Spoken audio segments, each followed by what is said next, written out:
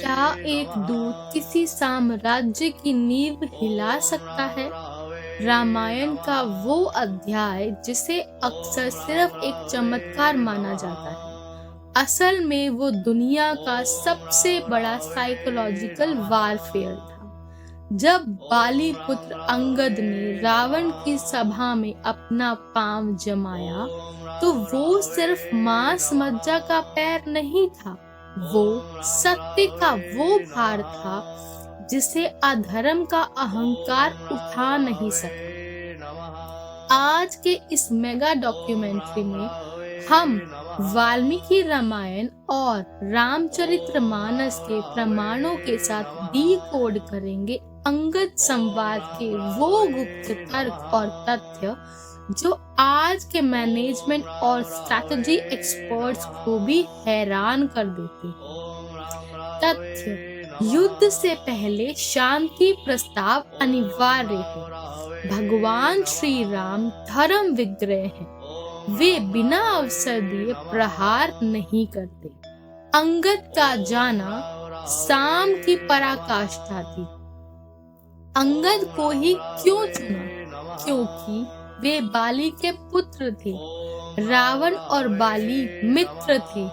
यहाँ श्री राम की master stroke strategy थी, शत्रु के मित्र के पुत्र को दूत बनाकर भेजना ताकि रावण भावनात्मक रूप से कमजोर पड़ सके। रावण अंगद को भड़काने की कोशिश करता है। रावण कहता है, तब पितु मोर रहे मिता, तुम्हारे पिता मेरे मित्र थे। राम ने उन्हें मारा, तुम मेरे साथ मिल जाओ। अंगद का जवाब: बाली की मृत्यु न्याय थी, मित्रता नहीं। यहाँ अंगद सिखाते हैं कि आइडियोलॉजी ओवर आइडेंटिटी, व्यक्तिगत लाभ से ऊपर राष्ट्र और धर्म का हित होता है।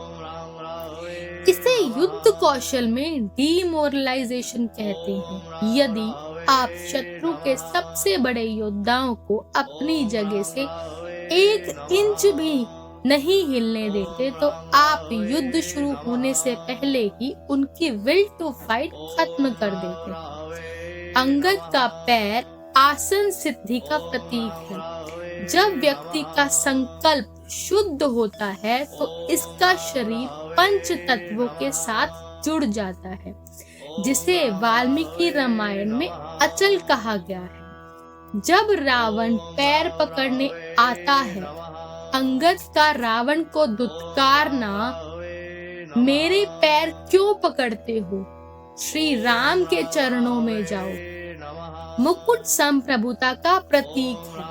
मुकुटों का श्री राम के चरणों में गिरना यह स्ट्रैटेजिक फैक्ट था कि लंका की सत्ता का ट्रांसफर ऑफ पावर आध्यात्मिक रूप से हो चुका है।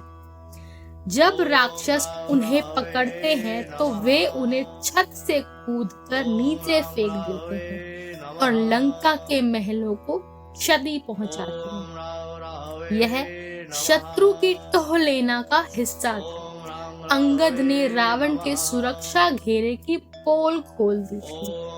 अंगद संवाद हमें सिखाता है कि जब आप सत्य के लिए खड़े होते हैं, तो आपको पूरी दुनिया को हिलाने की जरूरत नहीं, बस अपनी जगह पर अडिग रहना काफी है।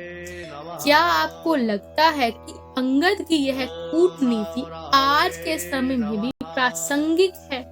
कमेंट्स में अपनी राय अवश्य दें।